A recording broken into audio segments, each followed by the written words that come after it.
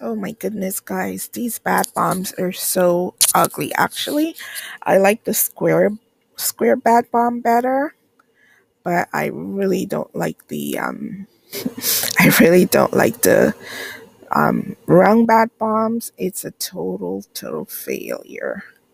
So yeah, packing square the square was very easy to pack.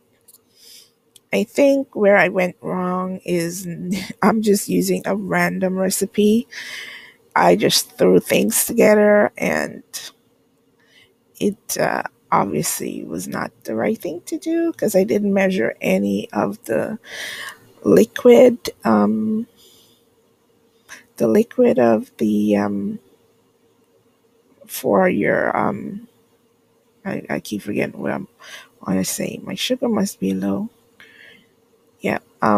Yes, the binder, like oils and such. I use basically fragrance for the binder and water and a bit of. Did I use any polysorbate? I'm not sure. The majority of what I use for the wet ingredients is um, is the poly, and it did not come out the way I wanted it to. And I'm going to remake the squares because I really love the squares. The wrong bath bombs are actually a pain in you know what, making these wrong bath bombs. The whole thing fell apart and it refused to stick in the mold.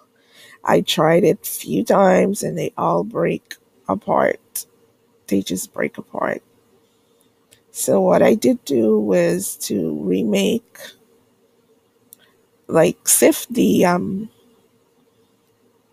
all the, I put it, mix it all together, sift it, and you see this brown color. Not a bad color, but I had I that was not my idea of a bad bomb. So just to save it, you know, keep working with it. It's just a big old mess. And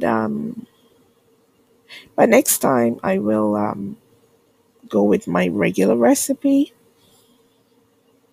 I have the dehumidifiers on. I have to make sure I make it in the area where the dehumidifier is because when I take it from that area, honestly, this is when the stuff goes very dry instantly, and it goes so dry instantly, and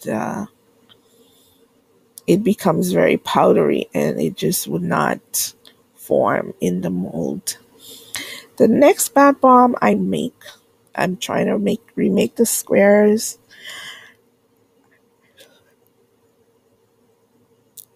I think I will use cocoa butter. I think I'll do that. Use cocoa butter, cocoa butter and fragrance and water. But this time, I will not use the powder citric acid. I'm going to use the citric acid as it is because look like the powder is not holding up.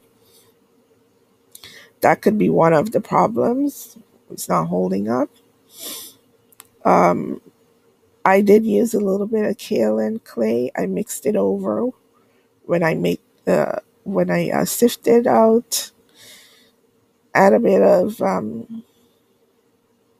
kaolin clay and a bit more cream of tartar, and I think that's how I got it the wrong one to form in the mold. So I think I was a bit too wet with the mix. Some parts, like the yellow parts, it was like it was too dry, and then you have the purple part. It's too wet. It's like everything is out of whack. It's just like not, and the color. of this bath bomb was just gross to look at. Yeah, so guys, if you're making bath bombs in the summertime, you really need to change your environment. You need to bring the because you have a lot of moisture in the air and the humidity.